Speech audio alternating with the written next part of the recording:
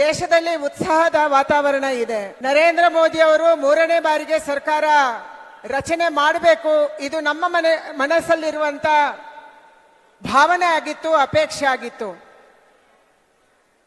ಕರ್ನಾಟಕ ರಾಜ್ಯದಲ್ಲಿ ಕಾಂಗ್ರೆಸ್ ಇದ್ರೂ ಕೂಡ ನೀವೆಲ್ಲರೂ ಕೂಡ ದೊಡ್ಡ ಪ್ರಮಾಣದ ಹೋರಾಟವನ್ನ ಮಾಡಿದ್ರಿ, ಮನೆ ಬಿಟ್ರಿ, ರಾತ್ರಿ ಹಗಲು ಕೆಲಸ ಮಾಡಿದ್ರಿ. ಇವತ್ತು ಏನಿಲ್ಲಿ ಅಭಿನಂದನಾ ಸಮಾರಂಭ ನಡೀತಾ ಇದೆ, ಈ ಅಭಿನಂದನೆ ನಮ್ಗೆಲ್ಲ, ವೇದಿಕೆಯಲ್ಲಿರುವವರಿಗೆಲ್ಲ, ಈ ಅಭಿನಂದನೆ ಇಲ್ಲಿ ಕೂತಿರುವಂತ ಈ ರಾಜ್ಯದ ಎಲ್ಲ ಕಾರ್ಯಕರ್ತರಿಗೆ ಸೇರ್ಬೇಕನ್ನುವಂಥದ್ದು ನನ್ನ ಅತ್ಯಂತ ಪ್ರಾಮಾಣಿಕವಾದಂತ ಅನಿಸಿಕೆ.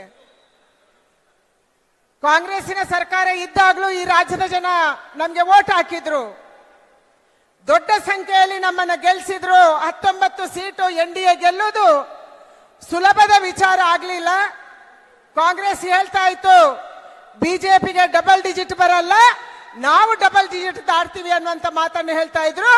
ಇವತ್ತು ಕಾಂಗ್ರೆಸ್ ಅನ್ನ ಸಿಂಗಲ್ ಡಿಜಿಟ್ ಅಲ್ಲಿ ಇರಿಸಿದ್ರೆ ಈ ರಾಜ್ಯದ ಮತದಾರರು ಮತ್ತು ಇಲ್ಲಿರುವಂತ ಕಾರ್ಯಕರ್ತರು ಅನ್ನುವಂತ ಭಾವನೆ ನಮ್ಮೆಲ್ಲರದು.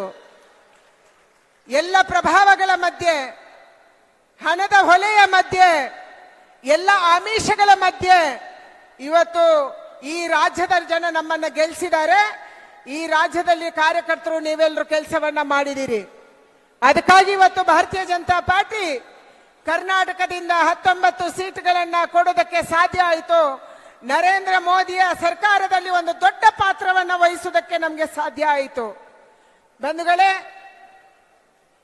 ಇವತ್ತು ನರೇಂದ್ರ ಮೋದಿ ಅವರ ನೇತೃತ್ವದಲ್ಲಿ ಸರ್ಕಾರ ರಚನೆ ಆಗಬಾರದು ಅಂತ ಹೇಳಿ ಕೇವಲ ದೇಶೀಯ ಶಕ್ತಿ ಮಾತ್ರ ಅಲ್ಲ, ವಿದೇಶದ ಶಕ್ತಿ ಕೂಡ ನಮ್ಮ ವಿರುದ್ಧವಾಗಿ ನಿಂತಿತ್ತು.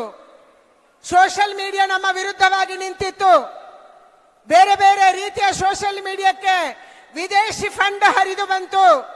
ಹಲವಾರು ದೇಶಗಳು ಬಯಸ್ತಾ ಇದ್ವು ಮತ್ತೊಂದು ಬಾರಿ ನರೇಂದ್ರ ಮೋದಿ ಭಾರತದ ಪ್ರಧಾನಿ ಆಗಬಾರ್ದು, ಯಾಕೆಂದ್ರೆ ಇಡೀ ವಿಶ್ವದಲ್ಲಿ ಭಾರತ ಪ್ರಬಲ ಶಕ್ತಿ ಆಗುತ್ತೆ, ಆ ಕಾರಣಕ್ಕಾಗಿ ಈ ಬಾರಿ ನರೇಂದ್ರ ಮೋದಿಯನ್ನು ತಡಿಬೇಕು ಅನ್ನುವಂತ ಒಂದು ಷಡ್ಯಂತ್ರ ಇಡೀ ಪ್ರಪಂಚದಲ್ಲಿ ನಡೀತಾ ಇತ್ತು. ಈ ಷಡ್ಯಂತ್ರವನ್ನ ಮೀರಿ, ಎಲ್ಲ ಬಿಕ್ಕಟ್ಟುಗಳನ್ನ ಮೀರಿ, ಎಲ್ಲ ಆರೋಪಗಳನ್ನು ಎದುರಿಸಿ ನಮ್ಮ ನರೇಂದ್ರ ಮೋದಿ ಅವರು 3ನೇ ಬಾರಿಗೆ ಈ ದೇಶದ ಪ್ರಧಾನಿಯಾಗಿದ್ದಾರೆ.